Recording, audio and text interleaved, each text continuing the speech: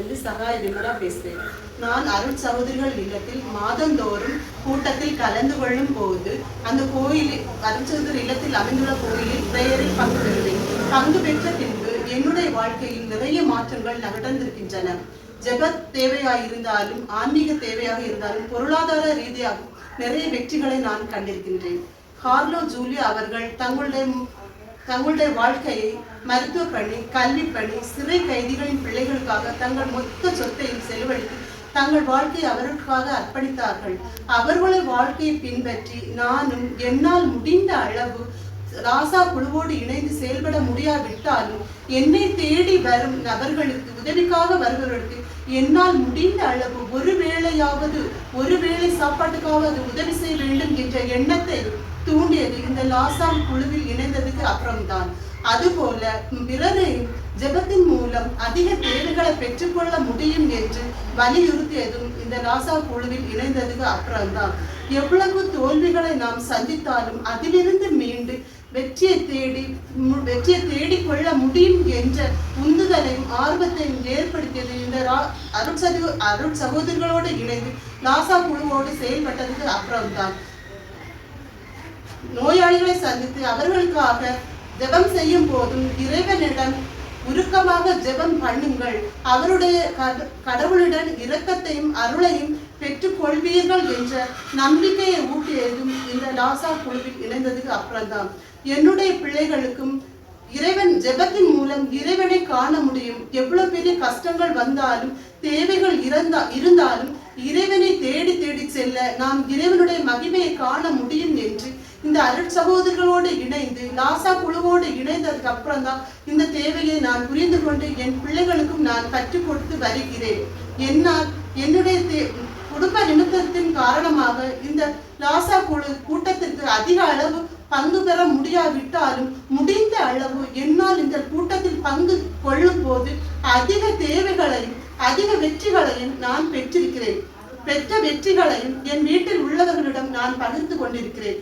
நாம் தளரா மனதுடன், உறுதியான மனதுடன், நம்பிக்கையுடனும் விடாமுயற்சியோடும் ஜெபத்தின் வல்லமையோடும் நாம் மீண்டும் மீண்டும் முன்னேறி செல்வதற்கு இந்த அருள் சகோதரிகளோடு இணைந்து லாசா உறுப்பினர்களுடன் ஜெபத்தின் மூலம் அதிக தேவைகளை பெற்றுக்கொள்ள முடியும் என்று உணர்த்தியது இந்த லாசா குழு மூலமாகத்தான்.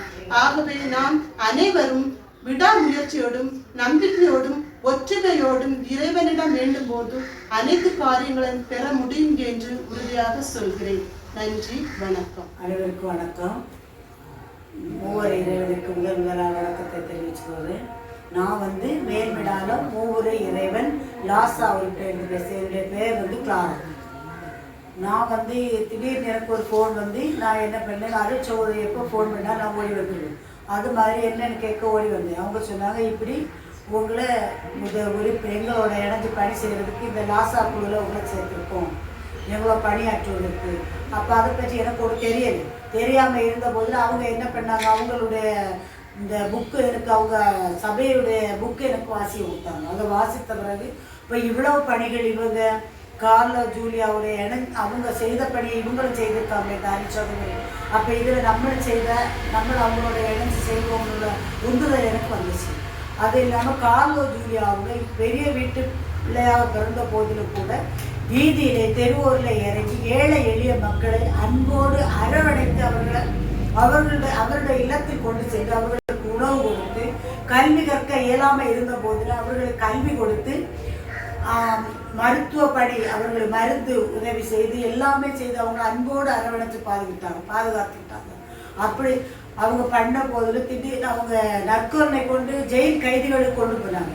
அப்படி போகிற வேலையில் அவங்க எங்களுக்கு இது கொடுக்கறது பதிலாக எங்களுக்கு இந்த சூப்பு செய்து கொடுக்கலாம் என்று கேட்டிருக்காங்க. உடனே அவங்க தாமதம் பண்ணாமல் அப்புறமா செய்யலாம் கூட யோசிக்காம உடனே விரைந்து சென்று அவர்களுக்கு அந்த சூப்பை தயார் பண்ணி அவங்களுக்கு கொண்டு கொடுத்துருக்காங்க. அப்படியெல்லாம் பணி செய்து அவர்கள் இருந்து சீமாட்டியாக இருந்த போதிலும் கூட ஏழை எளிய மக்களோடு இணைஞ்சு இப்படி இருந்ததை நினைக்கும் போது எனக்கு பெருமையாக இருந்துச்சு.